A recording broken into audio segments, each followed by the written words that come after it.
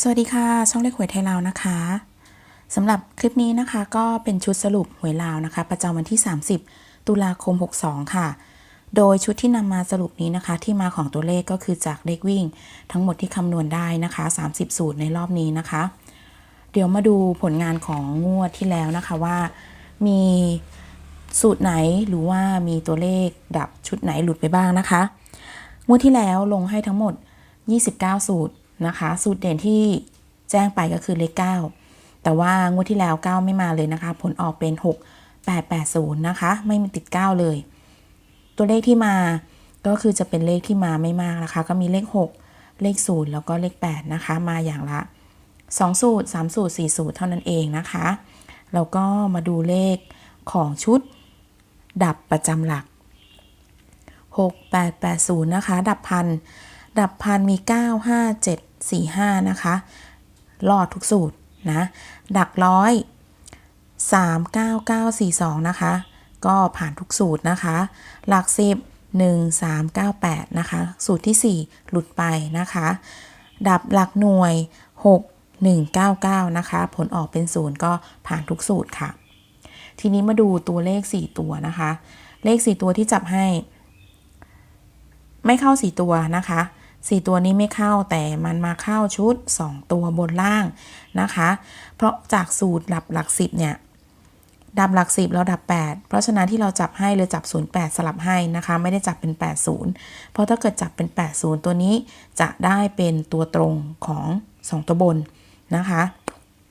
ที่มันเข้าก็จะมีสูตรนี้นะคะเป็นตัวกลับใครที่ซื้อแบบตัวกลับก็จะได้ไปนะคะส่วน2ตัวล่าง68ก็จะเข้าตัวตรงนะคะเพราะว่าสูตรดับหลักพันกับหลักร้อยเราไม่มีหลุดนะคะเพราะฉะนั้น68ก็มาแบบตรงตัวแล้วก็2ตัวบนก็แบบกลับตัวกลับนะคะส่วน4ตัวเนี่ย4ตัวก็จะเข้าแค่ตัวนี้นะคะส่วน08เราไม่ได้จับให้เนาะไม่มี08นะคะมีแต่90ที่จับให้นะคะใครที่ซื้อเลขชุดก็จะได้เป็น2ตัวบน2ตัวล่างไปใครที่ซื้อแบบแยกบนล่างนะคะคุณก็จะได้ทั้ง2ตัวบนแล้วก็2ตัวล่างนะคะสำหรับชุดนี้เดี๋ยวมาดูของงวดนี้นะคะงวดนี้ไม่ได้ไฮไลท์สีนะคะมาแบบขาวดำทั้งหมดที่คิดให้รอบนี้ก็คือ30สูตรนะคะมีสูตรที่ลงให้แล้วรู้สึกจะเป็นสูตรนี้นะคะที่ลงให้เนาะ2สูตรนะคะเป็นสูตรเลขวิ่งที่มันจะได้0กับได้1นะคะมาดูตัวเลขค่อนข้างจะดูยากหน่อยเพราะไม่ได้แบ่งสีให้มี1 2 3 4 5 6 7มีทั้งหมด7ตัวเลขนะคะสำหรับรอบนี้วันที่30ตุลา5มี5มี0มี8มี2มี1มี6มี4นะคะเราไม่เจอ9ไม่เจอ9ไม่เจอ3ไม่เจอ7ไม่เจอ3ตัวนะคะแต่สำหรับใครที่ชอบก็สามารถเอาไปผสมได้นะคะแต่ว่าจากการคำนวณ30สูตรแล้วเนี่ยเราไม่เจอเลขทั้ง3ตัวนี้นะคะมาดูดับประจำหลักพันกับร้อยงวดที่แล้วเนี่ยผ่านทั้ง5สูตรนะคะก็จะมี3 6 0 2 6ร้อยก็จะมี6 5 7 2 3หลัก10 6 4 9 6สูตรนี้เป็นสูตรที่ดับที่หลุดเมื่องวดที่แล้วนะคะแล้วก็หลักหน่วยก็คือ1 0 1 9 2ที่มันหายไปที่มันเข้ามานะคะก็จะเป็นดับไปใครที่อยากจับคุณก็เอาดับนะคะมาตัดเอาจากตัวเลขที่มีเอาเป็น10ตัวไปเลยนะคะแล้วก็ตัดถ้าใครได้เลขของอาจารย์ท่านอื่นๆมาคุณก็มาสามารถจับเองได้นะคะ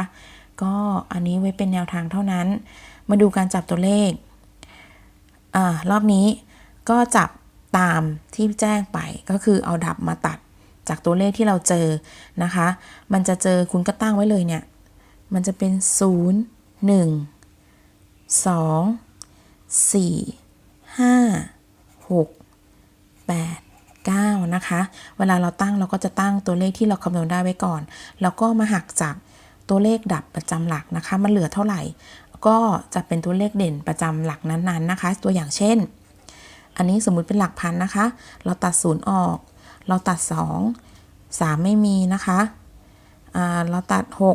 6มันก็จะเหลือเป็น1 4 5 8 9เนี่ยมันจะเป็นประมาณนี้นะคะเราก็ทำทุกหลักแล้วเราก็มาจับแยกบนล่างให้นะคะมาดูสรุปของตัวเลขชุดนี้ก่อนขอไปที่2ตัวล่าง2ตัวล่างนะคะที่จับได้ก็จะมี14 54 51 81 84แล้วก็04นะคะ2ตัวบนก็จะมี05 06 15 16นะคะ28 25แล้วก็แถม26มาอีก1ตัวนะคะมาจับ4ตัวก่อน4ตัวก็จะมี1405นะคะแล้วเราก็คัดให้ก็จะเหลือตัวเลขชุดทั้งหมด1 2 3 4 5 6 7 7ชุดนะคะตัวนี้ตกเลข0นะคะไม่ใช่เป็นตัวเน้นนะตกเลข0เท่านั้นเองนะคะเดี๋ยวไปคิดว่าเป็นตัวเน้นอาจจะมีทั้งหมด7ชุดก็จับมาจาก2ตัวบน2ตัวล่างเอามาประกบกันแล้วก็คัดตัวเลขให้นะคะก็จะมี1405 5406 8415 0416 1428 8425นะคะแล้วก็0426ตัวเลขหลัก2ตัวล่างที่เน้นคือ04นะคะตัวล่างที่สามารถมาได้คือเราเจอ1ค่อนข้างเยอะก็จะเป็นตัวนี้นะคะ15กับ16ก็จะเป็น0416นะคะส่วนใครที่ชอบก็เป็น04ตัวนี้ก็ได้0415นะคะใครที่ชอบนะก็สามารถได้เพราะว่าเราเจอ0ในหลักบนล่างอันนั้นในหลักล่างก็คือหลักพันกับหลักร้อยค่อนข้างเยอะเราก็เจอ1ในหลัก10กับหลักหน่วยก็ค่อนข้างเยอะละกันนะคะเอาประมาณนี้ส่วน3ตัวก็จับได้405 406 415นะคะ416ค่อนข้าง4มาเยอะนะคะ428นะคะ425 426นะคะจะเห็นว่า4เนี่ยไม่ได้มามาก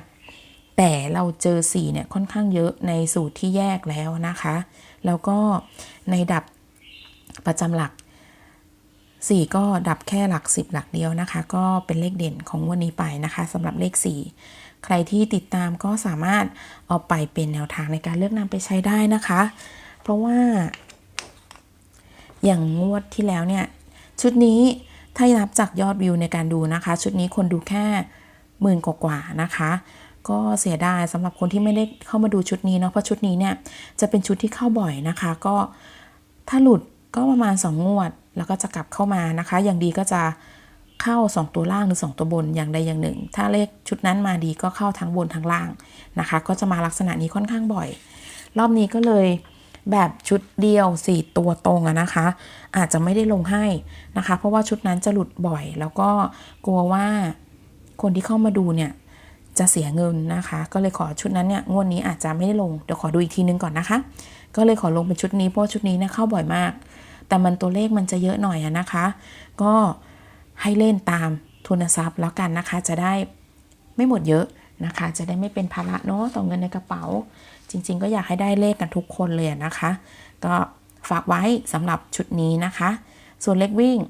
ใครที่อยากได้เลขวิ่งก็ย้อนดูได้นะคะมีลงให้แล้วแล้วก็แบบปักหลักนะคะใครที่แบบขอฟันธงให้หน่อยว่าหลักร้อยหลัก10นะคะมีอะไรก็ไปย้อนดูเลยรู้สึกว่าหลักร้อยเนี่ยหลักร้อยรู้สึกจะเป็น0นะคะขอย้อนดูให้หน่อยนึงหลักร้อยเป็น0นะคะตรงไหนดีหลักร้อยเนี่ยได้0แล้วก็หลัก10เนี่ยเด่น5นะคะหลัก10เนี่ยคิดได้2สูตรแล้วมันก็ชนที่เลข5ตัวเดียวนะคะหลักร้อยเนี่ยได้เลข0ถ้าใครแบบชอบตัวนี้คุณก็ลองจับเป็นนี่ก็ได้นะคะอันนี้ไกด์ไลน์เฉยๆเนาะเป็น4เนี่ย405อีกตัวหนึ่งเนี่ยหน่วยเนี่ยไปหาใส่เอาอีกตัวหนึ่งก็ได้นะคะอันนี้ตามปักหลักนะคะได้อีก1ชุดเนาะจะมากไปไหม จะมากไปปะไม่มาก405 xxx แล้วกันนะคะตัวเนี้ยไปหาตัวเลขใส่เอาอันนี้คือตามชุดปักหลักนะคะตามชุดปักหลักก็สามารถเอาไว้เป็นแนวทาง ในการเลือกนำไปใช้ได้นะคะสำหรับหวยลาวประจำวันที่ 30 ตุลานะคะขอให้ทุกท่านโชคดีนะคะที่เข้ามารับชมคลิปแล้วก็ถ้าจะเป็นอยากดูคลิปอื่นๆอีกนะคะก็สามารถกดไลค์กด Subscribe เข้ามาที่ช่องได้ค่ะสำหรับคลิปนี้สวัสดีค่ะ